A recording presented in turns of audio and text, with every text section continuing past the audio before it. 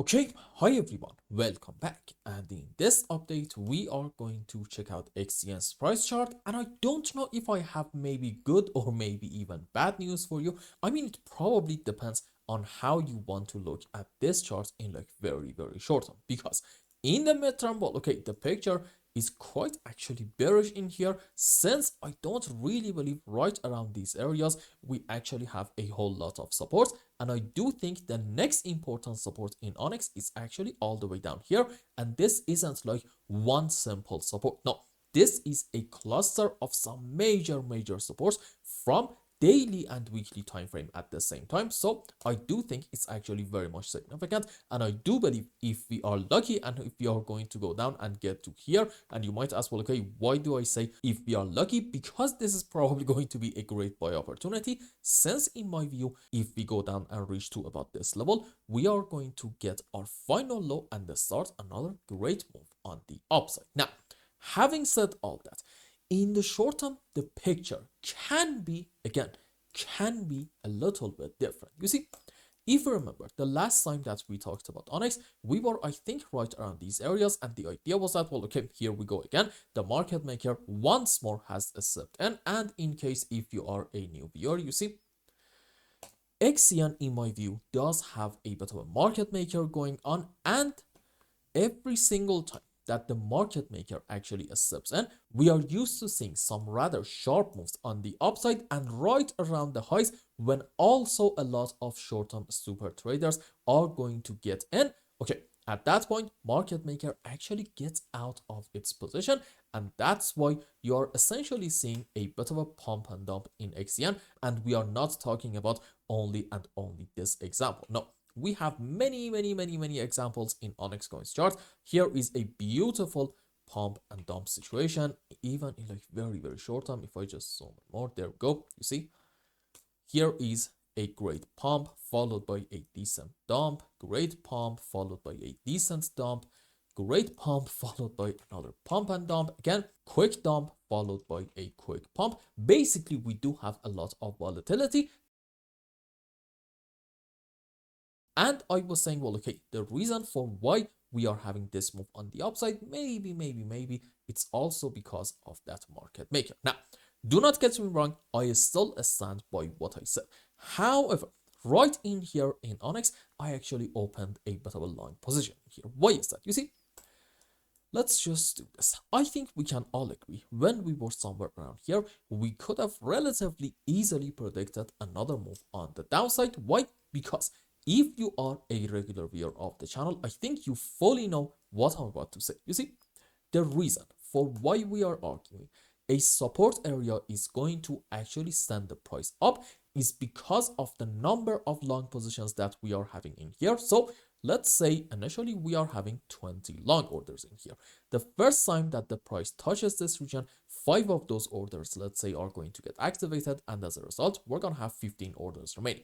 Another time, we're going to get to here, another 5 are going to get activated, we're going to have 10 remaining, another time, another 5, another time, another 5, and there will be a time when we are going to touch a support area more than, let's say, 4, 5, 6 times, and at that point, there will be no long positions in here, meaning what? Yup, it is time to get a break of this important support region. And the conclusion is this. Look, if we touch a support more than a couple of times, at that point, count on a break of it and not necessarily a bounce back off of it. And you might ask, well, okay, do we have a decent support in here? I think so. Let's just actually use Fibonacci's for our analysis. There we go. As you can see, this is about the 61.8% level. Let's just do this. There we go. And how many times have we touched this level? Let's just have a quick count.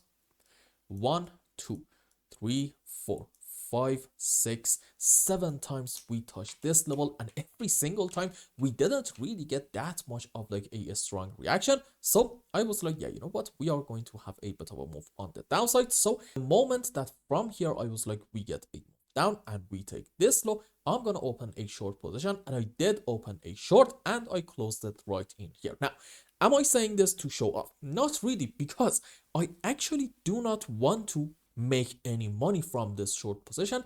this was mainly because I wanted to, in the first place, open a long position right around the lows. So I was like, yeah, you know what? Since I do think, and it is actually quite clear that we're going to get a bit of a move on the downside, let's just open a very small short position. So in case I'm wrong, and we are going to have a move down in XCN in order to take this low and essentially hit my stop loss for my long position, I'm not really going to overall in net lose a whole lot of money. Now, the question is, why did I actually open a long position in here? Because it actually makes perfect sense. You see, my stop loss for my long, I told you earlier, is going to be naturally under the lowest low down here, about, let's say, 0.46 of a cent. Essentially, I'm having about maybe like a 0.04 cents in terms of a stop. But on the other hand, what's going to be my target?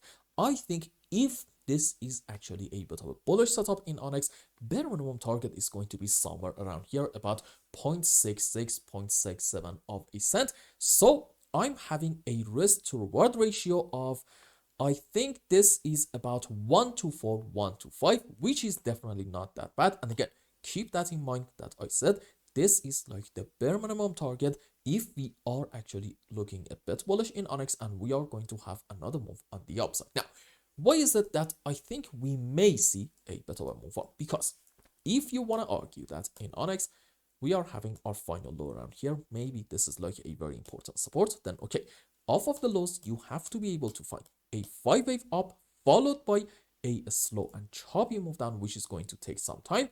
And that move is called a correction structure. And for our corrections, you can consider different scenarios. Let's just consider maybe the possibility of having an A, B, C zigzag. And in terms of the subwaves, we're going to have 5 down into A, excuse me, there we go, correction for wave B.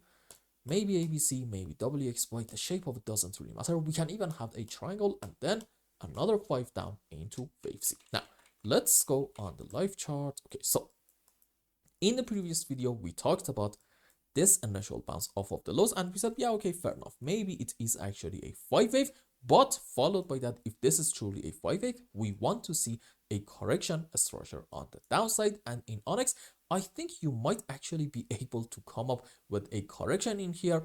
And you may say, maybe this is like an A followed by a triangle into wave B and another 5-wave down into C.